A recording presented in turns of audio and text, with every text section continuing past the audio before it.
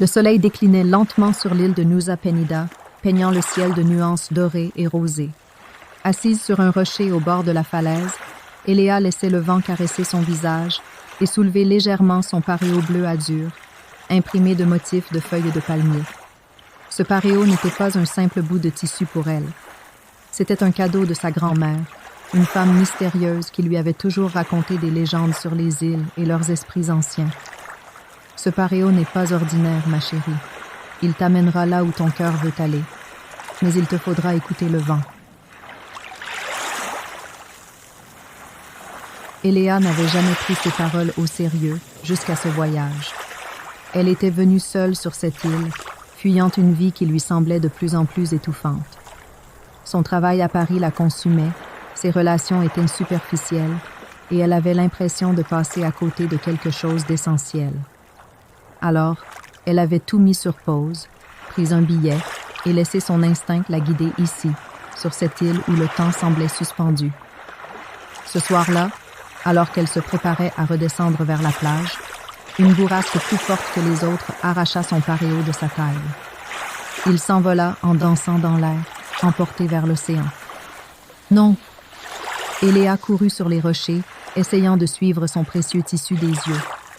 Mais au lieu de tomber dans l'eau, il sembla flotter un instant, puis s'élever à nouveau, comme s'il était guidé par une force invisible. Intriguée et légèrement effrayée, elle suivit sa trajectoire jusqu'à une crique cachée, où elle n'était encore jamais allée. Là, sous la lumière de la lune naissante, une silhouette masculine se dessinait près de l'eau. Il tenait son paréo entre ses mains.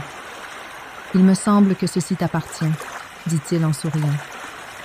Eléa hésita. L'homme devant elle était grand, la peau hâlée par le soleil, les cheveux bruns ébouriffés par le vent. Il portait un paréo noué négligemment autour de la taille, semblable à ceux des pêcheurs locaux. Mais quelque chose en lui dégageait une aura différente, presque irréelle. « Comment l'as-tu attrapé ?» demanda-t-elle en s'approchant prudemment.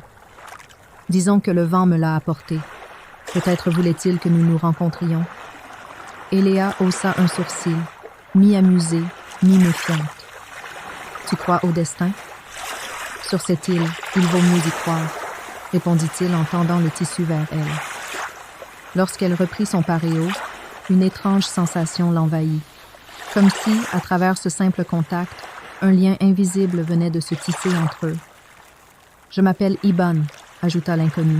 « Eléa, viens, suis-moi. Je vais te montrer quelque chose. » Contre toute logique, elle accepta. Il y avait quelque chose dans la façon dont il parlait, une sorte de certitude tranquille qui la rassurait. Il l'emmena à travers un petit sentier caché entre les rochers, menant à une plage secrète. Là, au bord de l'eau, un ancien bateau de pêche était amarré. « Cet endroit, » murmura Eléa, fascinée. « Peu de gens le connaissent. C'est un endroit où l'on écoute le vent. » Il lui montra comment observer les étoiles, comment entendre le murmure de l'océan dans les coquillages, et surtout, comment sentir la brise et comprendre ce qu'elle lui soufflait. Cette nuit-là, sous un ciel constellé, elle sentit quelque chose changer en elle. Comme si, pour la première fois, elle était exactement là où elle devait être. Les jours passèrent, et chaque soir, Eléa revenait sur cette plage. Chaque soir, Iban l'attendait. Il parlait de tout et de rien, de la vie, des rêves, des choses que l'on ne peut dire qu'à quelqu'un qui vous comprend sans effort. Un matin, alors qu'elle enroulait son paréo autour de sa taille pour aller le retrouver, elle réalisa qu'elle n'avait plus envie de partir. Et si sa grand-mère avait eu raison? Et si ce paréo n'était pas juste un souvenir, mais un guide? Quand elle rejoignit Iban sur la plage ce soir-là, elle prit sa main et murmura « Je crois que j'ai enfin trouvé l'endroit où mon cœur veut aller. » Il sourit, comme s'il avait toujours su que ce moment viendrait. Le vent souffla doucement entre eux, comme un murmure d'approbation.